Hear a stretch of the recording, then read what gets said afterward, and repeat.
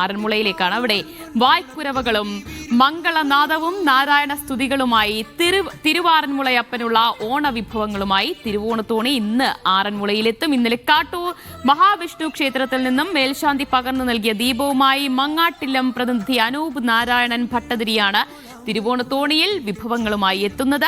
വിവിധ കരകളുടെ സ്വീകരണങ്ങൾ ഏറ്റുവാങ്ങിയാണ് തിരുവോണത്തോണി ആറന്മുളയിൽ എത്തുന്നത്. അവിടെ നിന്ന് മാർട്ടിൻ ജോസഫ് വിവരങ്ങൾ നൽകാനായി ചേരുന്നു. Martin, good morning and happy Onam. Divya, good morning and happy Onam. Yes, എപ്പോഴാണ് തിരുവോണത്തോണി എത്തുന്നത് മാർട്ടിൻ? ഈ തിരുവോണത്തോണിയുടെ പ്രത്യേകതകൾ എന്തൊക്കെയാണ്? അതിൽ വിഭവങ്ങൾ എത്തുമെന്ന് പറയുന്നു. ഈ ഓണസദ്യക്കുള്ള വിഭവങ്ങളല്ലേ വരുന്നത്? തീർച്ചയായിട്ടും തിരുവോണത്തോണി രാവിലെ 6 മണിയോടുകൂടി തന്നെ പമ്പയാറ്റിലൂടെ ഇവിടെ ആറന്മുളയിൽ എത്തിക്കഴിഞ്ഞു, ആറന്മുള ക്ഷേത്രത്തിൽ എത്തിക്കഴിഞ്ഞു. അതിനുശേഷം അത് അമ്പലത്തിലേക്ക് മാറ്റുകയും ബാക്കി ചടങ്ങുകൾ ആരംഭിക്കുകയും ഒക്കെ കഴിഞ്ഞിരുന്നു. വലിയ പള്ളിയോടങ്ങളുടെ അകമ്പടിയോടുകൂടിയാണ് ഈ തിരുവോണത്തോണി ആറന്മുള ക്ഷേത്രത്തിലേക്ക് എത്തുന്നതും വലിയ ആഘോഷമായിരുന്നു. രാവിലെ വന്നപ്പോൾ തന്നെ വലിയൊരു കാഴ്ച തന്നെയായിരുന്നു. ലൈറ്റുകൾ കത്തിച്ചും അതുപോലെ തന്നെ പന്തങ്ങൾ കൊളുത്തിയും വലിയ രീതിയിൽ പമ്പയാറ്റിലൂടെ ആ ഒരു വള്ളങ്ങൾ ഒഴുകി വരുന്ന ഒരു കാഴ്ച അതിമനോഹരം തന്നെയായിരുന്നു. നമ്മൾ ആ ഒരു വിഷ്വൽസ് നമ്മൾ കണ്ടിരുന്നു. അതായത് ഓണത്തിൻ്റെ വലിയൊരു കളർഫുൾ ആയിട്ടുള്ള ഒരു ആഘോഷം നടക്കുന്നത് ഒരു പക്ഷേ എനിക്ക് തോന്നുന്നു പത്തനംതിട്ട ജില്ലയിൽ ഈ ആറന്മുള ക്ഷേത്രവുമായിട്ട് ബന്ധപ്പെട്ടിട്ടുണ്ട്. വലിയ ഐതിഹ്യങ്ങൾ ഉള്ള ഒരു ചടങ്ങ് കൂടിയാണ് ഇത്. അതായത് പതിറ്റാണ്ടുകളായി ഈ ഒരു ആറന്മുളയിൽ നടന്നുകൊണ്ടിരിക്കുന്ന ഒരു ചടങ്ങുകൾ കൂടിയാണ് ഇത്. ആറന്മുള ക്ഷേത്രവുമായി ബന്ധപ്പെട്ടിട്ട് ആറന്മുള വള്ളസദ്യയൊക്കെ നമുക്കറിയാം വലിയ ലോക പ്രശസ്തമായിട്ടുള്ള വള്ളസദ്യകളാണ്.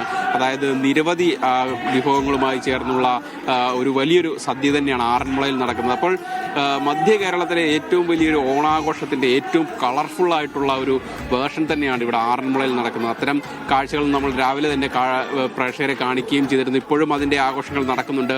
ഓരോ വള്ളക്കാരും കരക്കാരും വള്ളപ്പാട്ടുകൾ പാടി ആ ക്ഷേത്രത്തിലേക്ക് കടന്നു വരുന്നതുമെല്ലാം നമ്മൾ കാണുന്നുണ്ട്. എൻ്റെ തൊട്ടുപുറയിലൊരു ആനയുൾപ്പെടെ നിൽപ്പുണ്ട്. അത്തരത്തിൽ വലിയ ആഘോഷമായിട്ട് നടക്കുന്ന ഒരു കാര്യമാണ് ആറന്മുള പാർത്ഥസാരഥി ക്ഷേത്രത്തിലെ ഓണാഘോഷ ദിവസം നമ്മൾ നടക്കുന്നത്.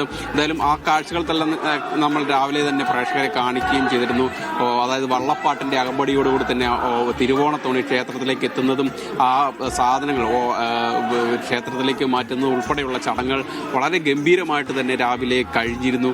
എന്തായാലും ഇപ്പോഴും ആഘോഷങ്ങൾ തുടരുകയാണ്. ഇനിയും ആഘോഷങ്ങൾ ബാക്കിയുണ്ട്, ക്ഷേത്രത്തിലെ ചടങ്ങുകൾ ബാക്കിയുണ്ട്.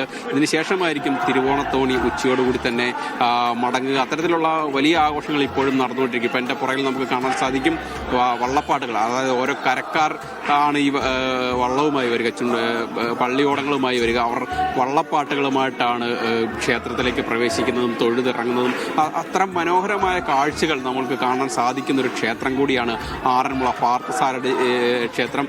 എന്തായാലും ഇവിടുത്തെ ആഘോഷങ്ങൾ വളരെ തകൃതിയായി തന്നെ നടക്കുകയാണ്. വലിയ ആഘോഷം തന്നെ നടന്നുകൊണ്ടിരിക്കുകയാണ് ദിവ്യ. യെസ്, എന്തായാലും അവിടെ തിരുവോണത്തോണി വന്നു കഴിഞ്ഞിട്ടുണ്ട്.